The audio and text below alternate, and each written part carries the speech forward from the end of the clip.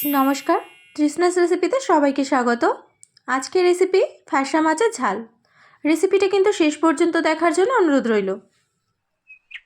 একেবারে কম মশলায় এবং দারুণ স্বাদে কিন্তু এই ফ্যাসা মাছের ঝাল রেসিপিটা তৈরি করা যায়।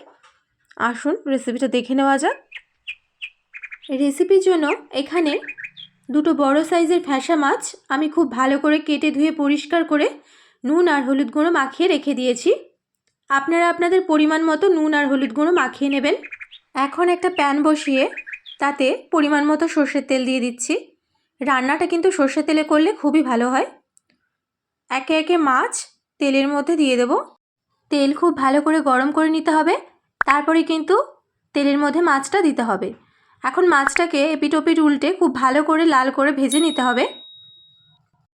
চ্যানেলে যদি আপনি নতুন হয়ে থাকেন চ্যানেলটাকে সাবস্ক্রাইব করে দেবেন, পাশে থাকা বেল আইকনটা প্রেস করে অল নোটিফিকেশন করে দেবেন, যাতে করে রেসিপিগুলো সবার আগে আপনার কাছে পৌঁছে যায়।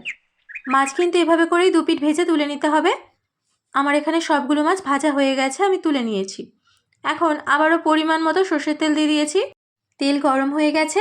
এখন দিয়ে দেবো সামান্য পরিমাণ কালো জিরে, 3টে চিরা কাঁচা লঙ্কা, আর দিয়ে দেবো কুচনো পেঁয়াজ। এখন কাঁচা লঙ্কা আর পেঁয়াজ হালকা নাড়াচাড়া করে ভেজে নিতে হবে। আপনারা যারা চ্যানেলটাকে সাবস্ক্রাইব করে পাশে আছেন তাদেরকে অনেক অনেক ধন্যবাদ জানাই। পেঁয়াজ হালকা নাড়াচাড়া করার পর কিন্তু এখানে পেঁয়াজটা হালকা ভাজা হয়ে এসেছে। এখন এখানে দিয়ে দিয়েছি রসুন বাটা। আবারও ভালো করে নাড়াচাড়া করে ভেজে নিচ্ছি, যাতে করে রসুনের কাঁচা গন্ধটা চলে যায়। এখন এখানে দিয়ে দেবো টমেটো কুচি, দিয়ে আবারও খুব ভালো করে নাড়াচাড়া করে নেব। এই সময় গ্যাসের আঁচটা কিন্তু মিডিয়ামে রেখে দেব। এখন এখানে একে একে আমি দিয়ে দেব 1 চামচ পরিমাণে নুন, 1 চামচ পরিমাণে হলুদ গুঁড়ো, 1 চামচ লাল লঙ্কার গুঁড়ো, আর 1 চামচ জিরে গুঁড়ো। এখন দিয়ে দেব সামান্য পরিমাণ জল, আর এটাকে খুব ভালো করে কষিয়ে নেব। যতক্ষণ পর্যন্ত টমেটো ভালোভাবে গলে না যাচ্ছে ততক্ষণ পর্যন্ত এটাকে খুব ভালো করে কষিয়ে নিতে হবে। এখন মশলা কিন্তু খুব ভালো করে কষিয়ে নিয়েছি। এবারে দিয়ে দেব পরিমাণ মতো জল। জল দিয়ে এখানে গ্যাসের আঁচটাকে একদম হাই হিটে রেখে দেব, আর খুব ভালো করে নাড়াচাড়া করে নিয়েছি। জলটা হালকা ফুটে উঠলে এখানে দিয়ে দেব ভেজে রাখা মাছ।